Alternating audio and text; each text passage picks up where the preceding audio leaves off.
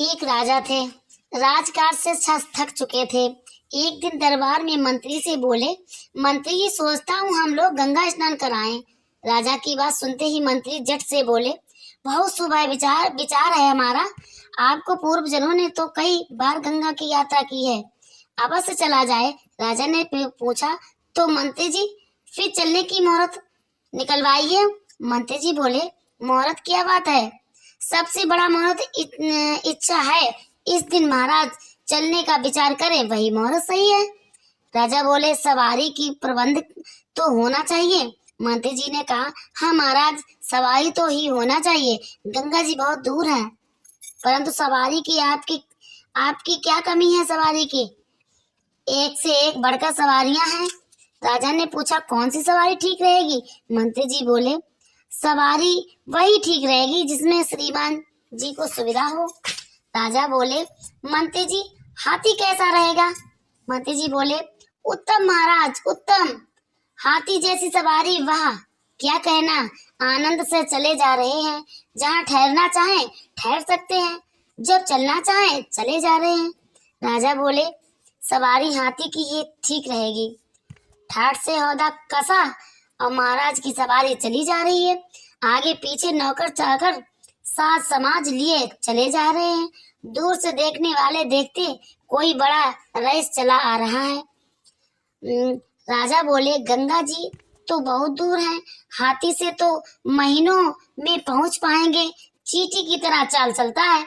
मंत्री ने उत्तर दिया, सो तो है महाराज, हाथी से ज्यादा सुस्त जानवर दूसरा कोई नहीं है।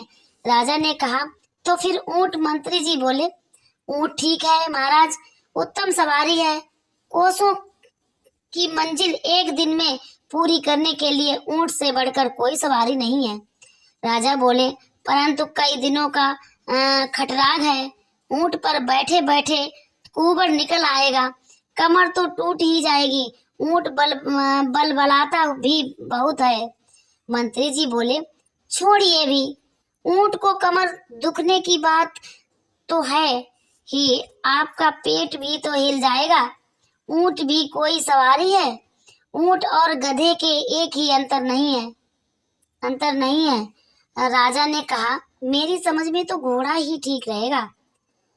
मंत्री जी ने कहा, हाँ महाराज, घोड़ा बहुत बिल्कुल ठीक है। मैदान हो चाहे पहाड़, घोड़ा सब जगह चला जाएगा। वीरों की सवारी है और सब में शानदार। जी चाहे रुकिए, जब जी चाहे तब चलिए। घोड़ा ही दुल की चाल का क्या कहना घोड़ा का।